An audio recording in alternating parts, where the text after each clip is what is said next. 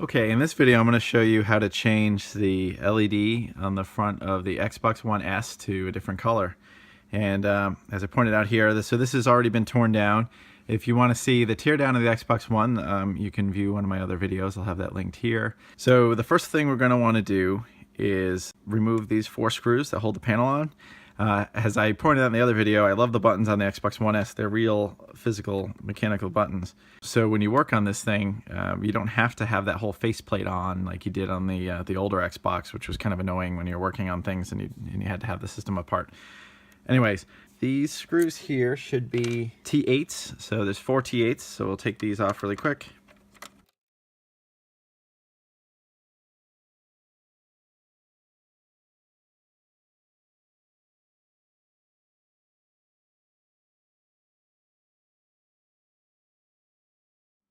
All right, there we go. And this should just lift off here, like so. And we'll get this out of the way. Okay, so the LED is on this side of the board here, the right side. There's a marking here as to the polarity of the LED. It's one of those little triangles. I might show an image here of the various symbols you'll see on the bottom of an LED. But the rule you can basically go by is the whatever the shape is always points towards negative. So in this case they use a triangle, which is very obvious that it points to negative. And I'm left-handed, so when I desolder this, I'm going to solder from this side here, just so we don't interfere with this button here or mess with the button. Now the basic things you need are some flux, some solder, and a way to clean your soldering iron.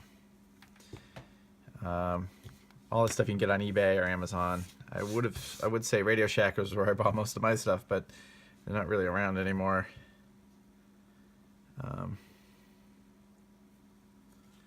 So I usually put a little bit of flux here on either side of the LED, and that's mostly so that it does a good job of spreading the heat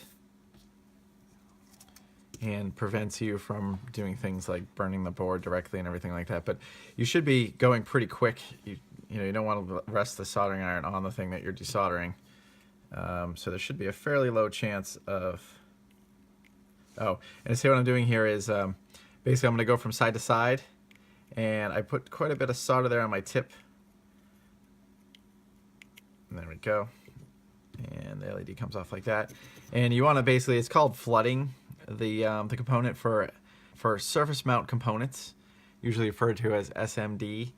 You want to, that's how you basically can remove them easily with just a standard soldering iron, is the going back and forth and flooding the part. So you put a lot of solder on your soldering iron and then run the soldering iron between the two sides. That allows the heat to transfer easier to the smaller pads. But we don't need this old LED anymore. We're good. Now this particular, let's put it here for now. This particular system, we're going to go with a green LED. Now one other thing I want to do is I want to move some of the excess solder from these points. It makes it a little bit easier when putting the new LED on to rest it flat. And we just add, this is probably the last amount of this stuff you're going to want to add. This is the flux again, so we're going to add a little more flux to that area. Again, it helps keep the solder shiny, but it also keeps everything smooth, and it allows the solder to melt evenly. That's the best way to say it. But also it's sticky, so when you're putting down an LED, it will hold it in place for you, or at least help hold it in place for you. Oh, here we go. So here's my spool here of, I buy these in packages of usually about 100, costing me about $5. I'll put a link in the description of the video on where you can get these LEDs. There we go. All right, so we just drop that in place. Now these LEDs, so the back of these LEDs have, I don't think there's any way you're going to be able to make that out, but if I put this a bit, you can see it's right there. But you can see on there's a little tiny green symbol. I don't know if you'll be able to see that, but if you do, great. But you can see the where it's pointing, looks like a T shape in this case, and where the bottom of the T is pointing is towards negative. So we're just gonna easily flip it around. So I'll use the tweezers to get it in place, and I generally like to use my finger to hold it in place. You can use tweezers to do that as well, but you want to be careful because these LEDs are very tiny, and the heat from the soldering iron can melt the lens on the top of the LED. So first of all, you don't want to hold it in place too long because you don't want to burn out the LED, but you also don't want to melt the lens. And if you use your finger to hold it in place, you're less likely to put the soldering iron, or at least you'll be more hesitant to put the soldering iron on your finger than, say, than your tweezers, right? So as far as I'm concerned, you're less apt to damage the LED if your finger's in the way, right? Kind of odd thinking maybe, but it works. I also have a jeweler's eyepiece. This is a 10 times eyepiece. So these LEDs are slightly small. They're 0603s. The LED you pull off the Xbox One is 0805, I believe. So they tend to just make the distance across the points. LEDs are rated in luminance, so as long as you have a pretty high luminance, or pretty, what they call them, they refer to them a lot as super bright when you're buying them on eBay, but as long as they have a pretty good luminance count, it doesn't really matter the size, because you can buy a larger LED and get the same amount of brightness. Anyways, so we're going to put a little solder on the end of our tip here, and I'm going to tack it, I think, like this. So again, I use my fingernail to hold it down, and then we want to just tap it there. Let's see, I don't know if that's enough to reach. It is not, so let's push LED in a little further there.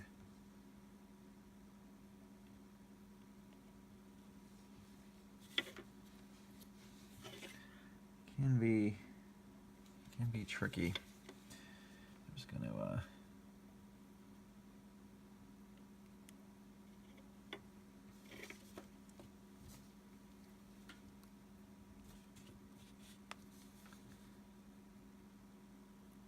really like how far in that has gone, so I'm just gonna start over here really quick.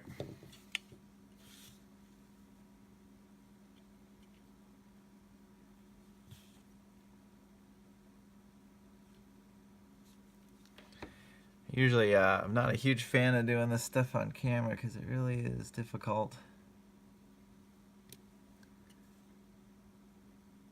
Because you want to be, this is a really tiny part, so you want to be right up on it when you're doing it, and it's very hard to film it at the same time.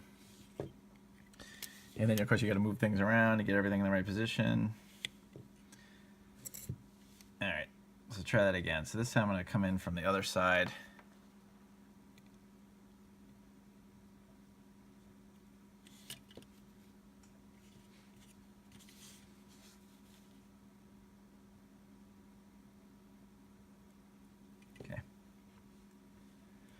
Alright, so I think I got that about where I want it.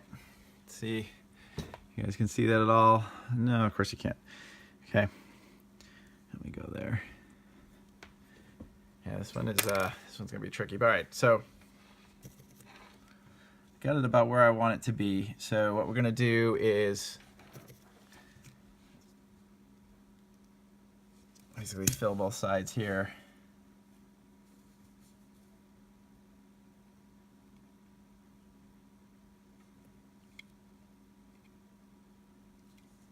I think that should do it. So we just want to touch it just very slightly, enough to get the solder to hold on to the points. I got to take this off camera a few times to double check it, but same with there. Okay, so the last thing you might want to do, sometimes because the existing soldering points are raised a little bit, the LED itself might be a little raised up.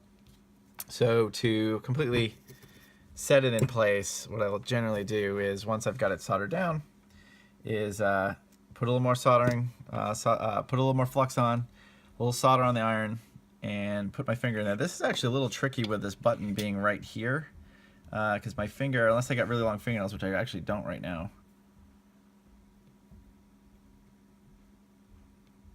it's quite difficult to get in there, but all right, that should do it. Sometimes you can actually feel it. Again, the nice thing about using your fingers, you can feel the LED going down, and sometimes you can feel it kind of pop into place there. That seems really good. Okay. All right, so that's it. So the last thing I do is clean up with some rubbing alcohol. I've shown this a million times. I just use 91%. You want a pretty high percentage whenever you're doing this stuff. I use it for everything. Rubbing alcohol is good at removing thermal paste, as well as flux, and as well as cleaning electronic components in general, because being that the majority of this is alcohol, it evaporates. So it works like if you wash something off, but you don't want to use water, because water will hang around, takes a while to evaporate, whereas rubbing alcohol will evaporate very quickly. Okay, now that you got it all cleaned up, you want to just double check that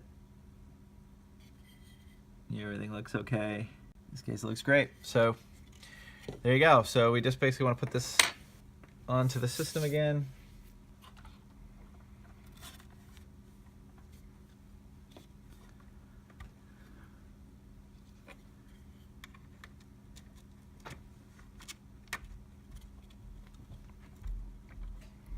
Okay, so we fit that in place, and we can see all our screw holes here, and we just want to get these screws back in place here. These 4 screws here.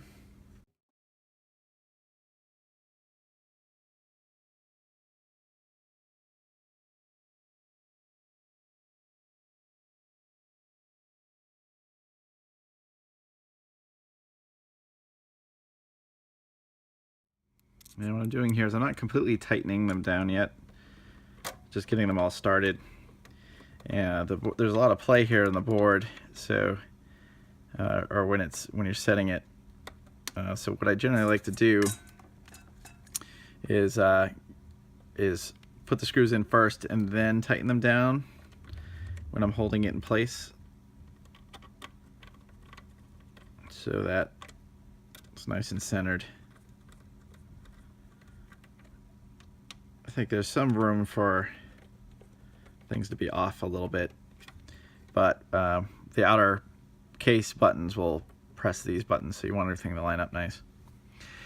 So there you go. That should do it. That's changing the LED on an Xbox One S. All right, on to the next video.